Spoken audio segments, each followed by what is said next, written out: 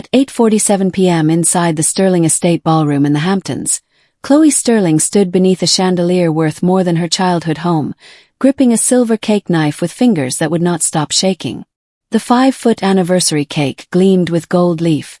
Cameras were already lifting, and every face in the room was waiting for her to make the first cut.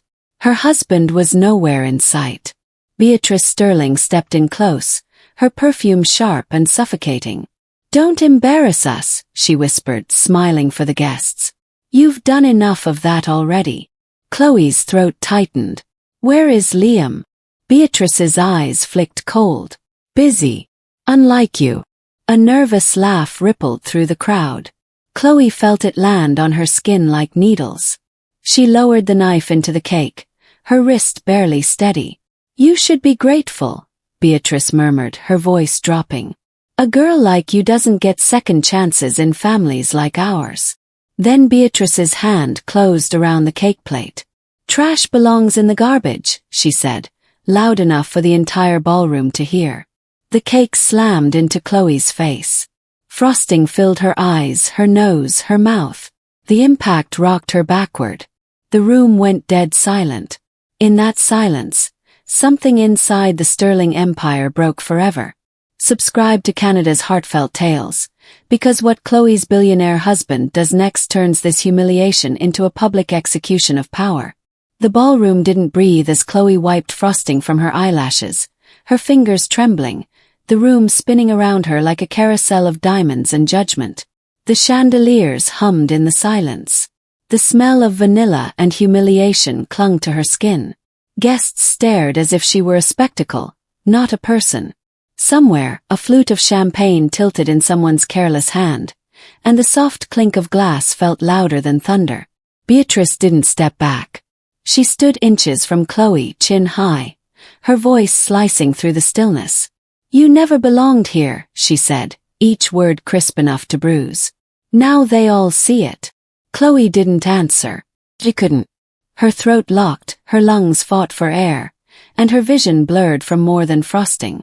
She pressed her palm against the table to steady herself. She refused to fall in front of them. Then the doors slammed open. Liam entered like someone who had just torn himself out of a cage. Hair disheveled, tuxedo wrinkled, jaw clenched so tightly the muscles twitched beneath his skin. He saw the frosting dripping down Chloe's face. He saw her shaking, and the fury in his eyes ignited every corner of the ballroom. "Mother," he said, voice steady but shaking with something darker. "What have you done?" Beatrice straightened her posture. "Defending our family name. Someone had to." Liam crossed the room without breaking eye contact. Guests parted so quickly it looked as if an invisible force pushed them aside. When he reached Chloe, he lifted his own handkerchief and wiped her cheeks with a tenderness that turned the room inside out. "You're leaving with me," he whispered. "Now," Beatrice scoffed. "Oh, grow up, Liam. You can't walk out in the middle of an anniversary celebration. Investors are watching." "So are millions," he said. Beatrice blinked. "What?" "You streamed your own downfall. Microphones carry farther than you think." The murmurs that rose were sharp, panicked. Liam didn't give her time to respond. "We're done here." He took Chloe's hand and guided her out, ignoring every question thrown at him. Outside, in the cold night air, the mask he held together for years cracked. His shoulders trembled, and the apology he tried to swallow broke loose. "I failed you," he said. "I thought if I kept the peace long enough, she would learn to accept you. Instead, I let her destroy tonight." Chloe shook her head. "You showed up. That's what matters." But inside her chest, a deeper wound pulsed. Tonight wasn't the beginning of Beatrice's cruelty. It was simply the first time the world saw it. They barely made it to the car before Liam's phone buzzed violently. He pulled it out, frowning. Frozen account alerts. Suspicious activity notices. Access denied. He tried one card, then another. All declined. "Already," he whispered. "She moved faster than I thought." Chloe touched his sleeve gently. "We'll figure it out." But as they drove away from the mansion, its glowing windows shrinking in the rearview mirror, a truth pressed heavy on them. Beatrice wasn't done. She had money, influence, and a lifetime of ruthless habits. They had each other, and that felt terrifyingly small. Hours later, at a rundown motel far from the glitter of the Hamptons, Chloe warmed a washcloth and wiped the last of the frosting from her hair. Liam sat on the bed, elbows on his knees, staring at his useless phone. "I have nothing left," he murmured. "You have me," she said. "And I almost lost you tonight." She took his hands, grounding him with a quiet strength he never found in wealth or legacy. But outside their thin motel walls, the world was charging ahead without mercy. By morning, their phones were exploding with notifications. Not sympathy, not outrage, but lies. Headlines. Gold digger wife causes scene at gala. Liam Sterling's spouse spirals in public meltdown. Videos edited to frame her as the aggressor spread faster than truth could breathe. Comments mocked her, threatened her, dismissed her existence. Liam scrolled with shaking fingers. "My mother fabricated everything. She weaponized the press overnight." Chloe steadied her breath. "Then we stopped playing defense." A memory resurfaced. Beatrice whispering about buying her father's debt. But Chloe's father had never carried debt. He was meticulous, old-fashioned, the kind of man who wrote numbers twice to be sure. It was a lie. Or a mistake Beatrice made because she assumed everyone lived under the weight of her manipulations. "That means she left a trail," Chloe said. "What kind of trail?" Liam asked. "The kind arrogant people always leave." Liam's eyes widened as the connection clicked. "My grandfather kept physical ledgers. Records mother never touched." "Where?" "A condemned factory in Brooklyn. The old Sterling textile building. Only the CEO has the key." "And you're still CEO until the board votes tomorrow," Chloe finished. The plan set, they packed the little they had and slipped into a city waking under gray skies. The factory rose before them like a forgotten colossus. Broken windows, rusted doors, and decades of dust waiting inside. Liam unlocked the heavy metal entrance with a key he hadn't used since childhood. Inside, their footsteps echoed through vast empty halls. The lights were dead, leaving only Liam's flashlight slicing through the dust. Memories clung to him. His grandfather's voice, stories of building something from nothing, warnings about power wielded without conscience. The vault lay underground behind an industrial blast door mottled with rust. Liam turned the dial carefully. The hinges groaned before surrendering. Inside, rows of filing cabinets waited like soldiers frozen in time. They searched. Papers, ledgers, old balance sheets, contracts. Hours blurred. Dust streaked their clothes. Chloe's fingers sifted through numbers with the precision of someone who once studied patterns for a living. Then she found it. A series of suspicious transfers, payouts to unknown names, a timeline that stopped Liam cold. "These payments started 2 days before my father's accident," he whispered. "And look, recurring deposits to a doctor I've never heard of." Chloe opened another drawer and found a leather-bound book marked in red ink. The Founder's Diary. Liam read its final entry aloud. His voice cracking. "She is not who she says she is. She siphons funds to protect a secret. If Elias dies, the trust must not pass to her, only to the next generation. Or to a woman of true virtue." Chloe touched the page gently. "This proves everything." They didn't hear the door close.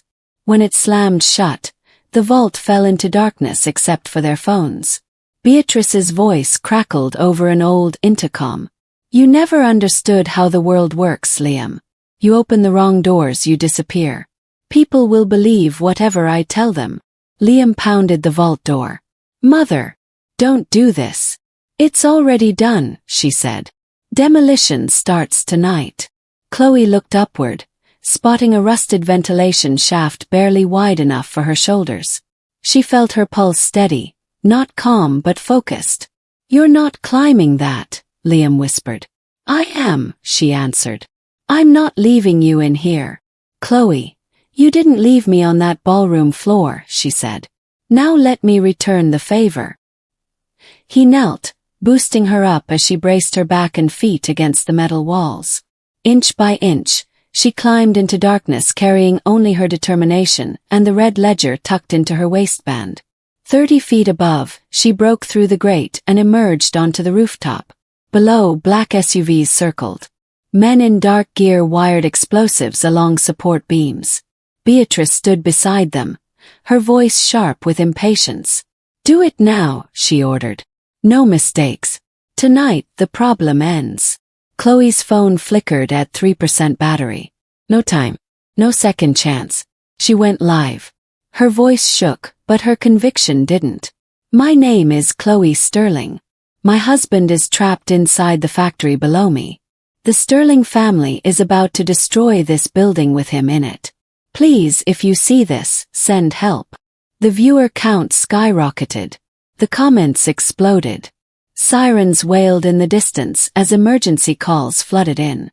On the roof! Someone shouted. Chloe ran. A gunshot cracked the night. Sparks flew at her feet as she leapt onto the fire escape. The metal rattled violently as she slid down. The first explosion detonated beneath her, shaking the earth, throwing smoke into the air. Liam, she screamed. A firefighter grabbed her shoulders. You can't go in there. He's in the vault, she cried. Please, he's alive. The firefighters tore into the building as police swarmed the mercenaries. A helicopter spotlight froze Beatrice in place like a cornered predator. Minutes stretched until they felt like hours. Then 2 firefighters emerged, supporting a soot-covered man between them. Liam stumbled forward, eyes searching until they found Chloe. He fell into her arms and held her like he'd been drowning. You came back, he whispered. I wasn't going anywhere, she answered. Police officers marched Beatrice toward a squad car. Even in handcuffs, she tried to glare down the world, but this time the world glared back. Chloe stepped forward, ledger in hand. Her name isn't Beatrice Sterling, she told the officers, her voice steady. It's Beatrice Thorne. And this book proves everything she's done. Beatrice froze. For the first time that night, fear finally cracked through her mask. The empire she built on lies was collapsing, and she couldn't stop it. And this is only the beginning of what she's about to face. When the courtroom finally emptied, Chloe stepped into the quiet hallway, the echo of the verdict still hanging in the air like a long-awaited exhale. Liam walked beside her, not as the man who once shrank beneath his mother's shadow, but as someone who had chosen truth over comfort, love over legacy. For the first time, he seemed taller, freer, as if the weight of generations had been lifted from his shoulders. Chloe paused at the window overlooking the city. Weeks ago, those lights had felt unreachable, reserved for people born into power. Now she understood something different. Power wasn't inherited. It was claimed by those who refused to be erased. She thought of the night on the motel floor, of climbing toward a sliver of sky while everything tried to bury them. She had survived not because she was fearless, but because she finally believed her voice mattered. Liam slipped his hand into hers.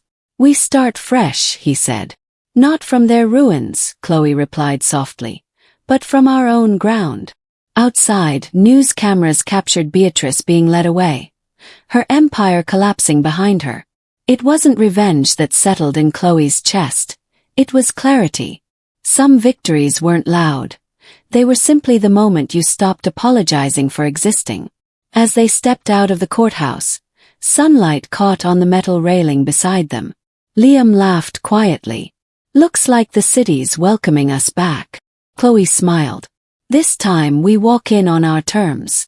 If this story moved you, tap like, share it with someone who needs strength today, and subscribe to Canada's Heartfelt Tales so we can keep growing and bringing more powerful stories to life.